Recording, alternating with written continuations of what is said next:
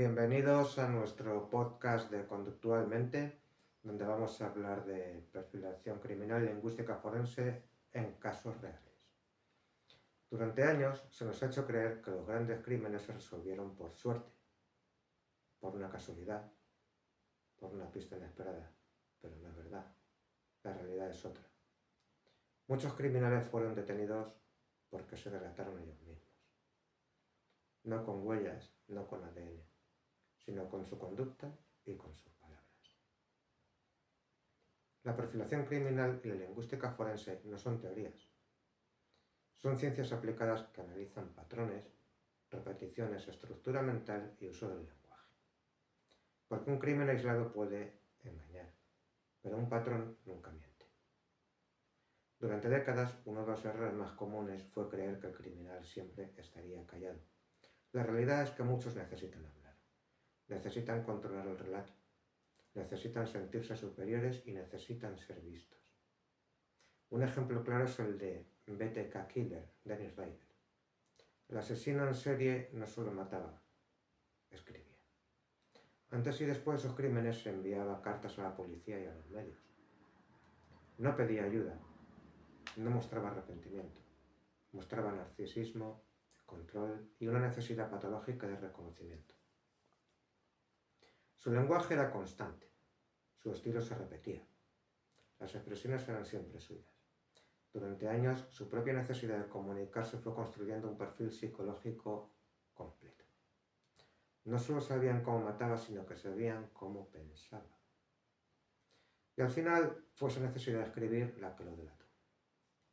Este patrón se repite en otros casos históricos. El criminal cree que controla el mensaje y no se da cuenta que es el mensaje, en realidad, quien controla al criminal. Un caso paradigmático es el del Zodiac Killer. El asesino del Zodíaco enviaba cartas cifradas, mensajes a periódicos, amenazas, jugaba con el lenguaje, con los símbolos, con la atención mediática. La perfilación permitió identificar rasgos claros. Un individuo con elevada necesidad de poder, inteligencia media alta, resentimiento social y un fuerte, competente narcisista. Cada carta reforzaba el perfil. Cada mensaje confirmaba el patrón. Pero no solo los asesinos se delatan escribiendo a la policía. En secuestros reales, la lingüística forense ha sido decisiva y clave cuando el criminal intenta hacerse pasar por la víctima secuestrada. Hay casos documentados en que el secuestrador enviaba mensajes a la familia, supuestamente escritos por la víctima desaparecida. A primera vista, el mensaje es tranquilizador. Dice estar bien y pide que se obedezcan las órdenes. Pero algo no encaja en cuanto la forma de expresarse no coincide. Las despedidas no son propias de esa persona. El vocabulario no corresponde a su edad, nivel cultural o personalidad. En algunos casos, incluso se detectaron errores gramaticales inexistentes en la víctima, o expresiones emocionales que nunca había usado. La conclusión forense fue clara. Quien escribe no es la víctima. La lingüística forense no analiza lo que se dice, analiza cómo se dice, desde dónde se dice y con qué estructura mental. Un caso histórico que marcó un antes y un después fue el de Lindeberg Baby Kidnapping. Aunque anterior al desarrollo de la lingüística forense, ya se detectaron patrones lingüísticos y errores reiterados en las notas de rescate. Con el tiempo, estas técnicas se perfeccionaron hasta convertirse en herramientas científicas. Otro caso clave fue donde una prueba del lenguaje lo destapó todo, el de una bomber, Ted Kaczynski.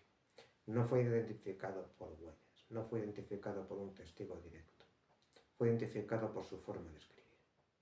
Su manifiesto contenía expresiones únicas, construcciones gramaticales repetidas y un estilo único, inconfundible. Un familiar reconoció ese patrón lingüístico.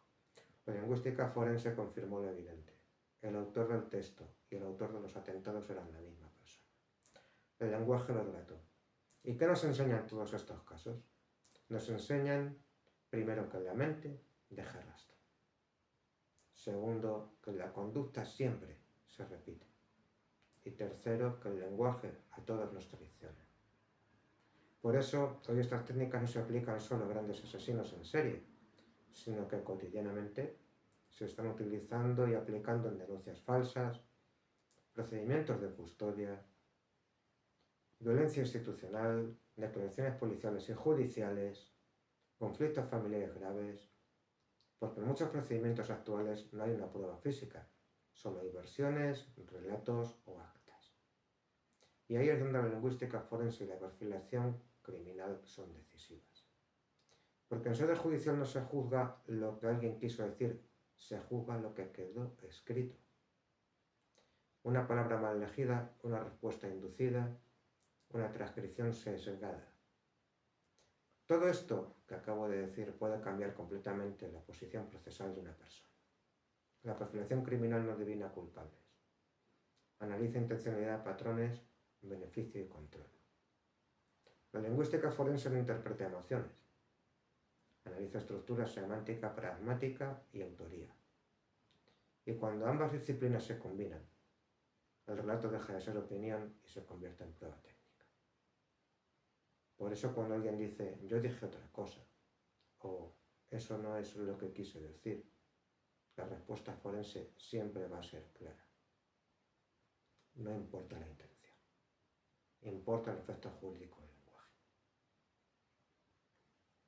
Muchos inocentes no pierden un procedimiento por falta de verdad. Lo pierden porque nadie analizó la conducta y porque nadie analizó el lenguaje. Y eso en derecho no es un detalle. Es la diferencia entre una defensa o una condena.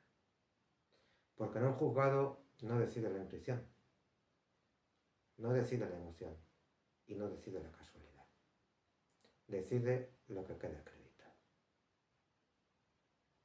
Y la mente de todos, cuando se analiza bien, siempre deja rastro.